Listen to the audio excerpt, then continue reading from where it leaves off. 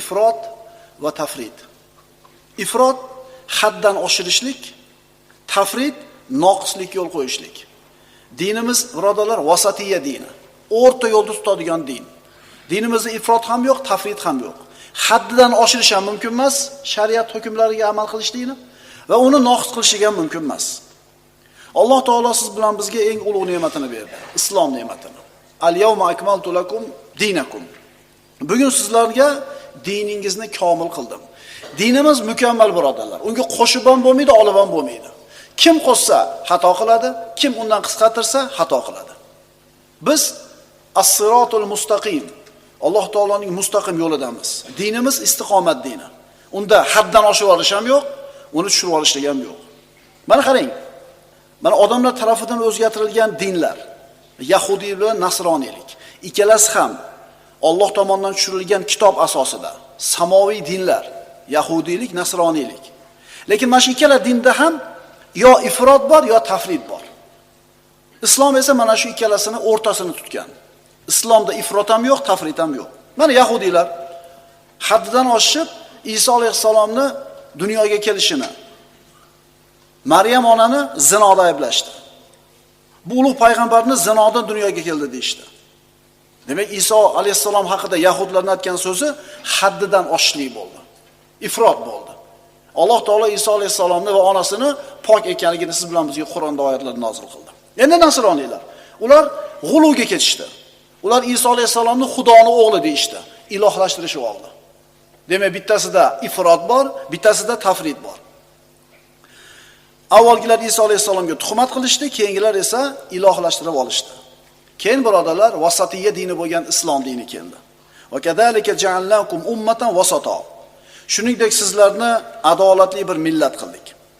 Bir kuni payg'ambarimiz sollallohu alayhi vasallam bitta to'g'ri chiziqni chizilarda atrofiga yana boshqa chiziqlarni ikki tomoniga chizdilar.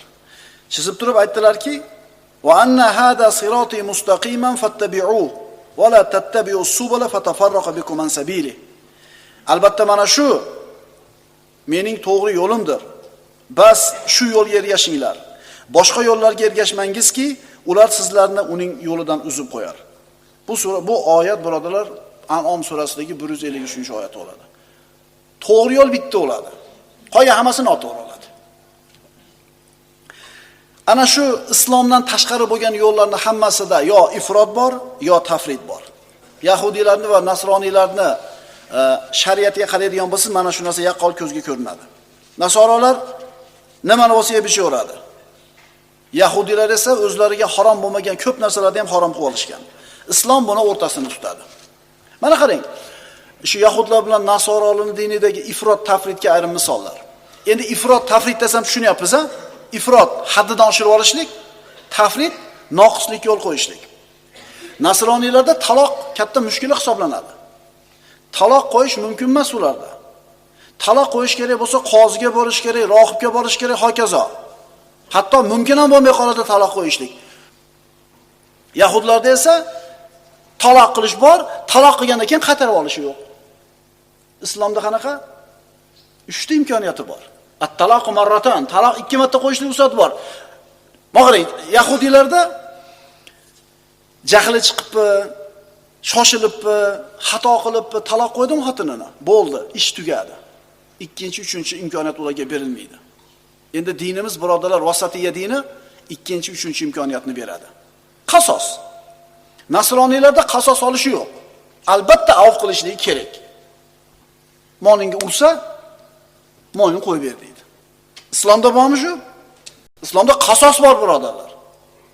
Yahudiylarda esa avf qilish yo'q. Albatta qasos olinishligi shart. Garchi maqtulning urug'lari qotilni avf qilsa ham mumkin emas. Albatta qasos olish kerak. Islomdachi maqtulni ahllari, egalari ularda qo'lida ixtiyor bo'ladi. Xohlasa avf qiladi, xohlasa qasos oladi. Lekin shariatimiz avf qilishlikka undagan.